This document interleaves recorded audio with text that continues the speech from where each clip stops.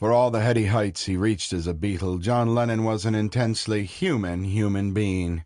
It's curious, of course, that such a pronouncement should have to be made when discussing the life of a contemporary composer, but such was the power and glory of his accomplishments that people often find it difficult to understand that he lived, tried, and died just like anyone else. There was, of course, significant magic to the man, which was far more deeply rooted in his rather ordinary suburban upbringing than any mischief he got up to later with LSD, the Maharishi, and the notorious Yoko.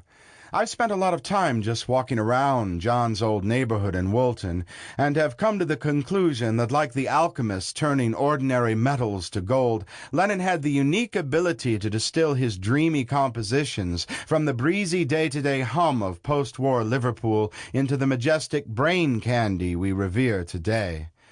Standing for a minute by the shops on Penny Lane, the big red buses rush by, filled even today with tweedy-looking characters right out of an old 1930s J. Arthur Rank film. The suburban skies are indeed still mightily blue, with huge powder-puff clouds which roll by in an almost imperceptible parade. The little children, too, look especially mythical with their round faces, big sad eyes, and pale skin. The fact is, it's difficult to believe that anything has really changed much since a teenage John roamed the Allerton golf course, strumming his old acoustic on his way to Paul's, or sunk down in the long willowy grass in a vacant lot off Blomfield Road for a secret make-out session with buxom first girlfriend Barbara.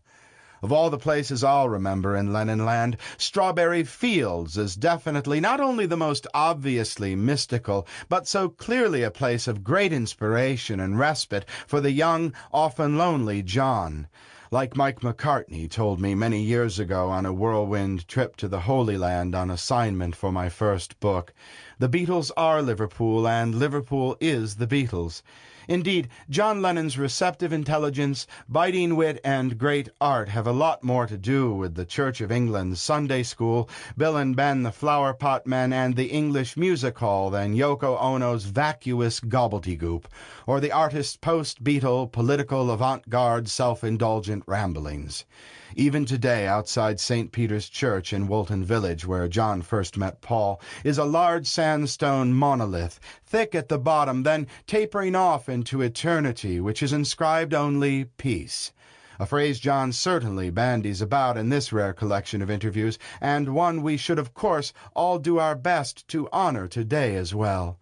In the meantime, sit back and enjoy the engaging philosophical perambulations of the very ordinary, incredibly complex, painfully conservative, outrageously artsy, terminally good-natured, trusting, and amusing late John Winston Lennon.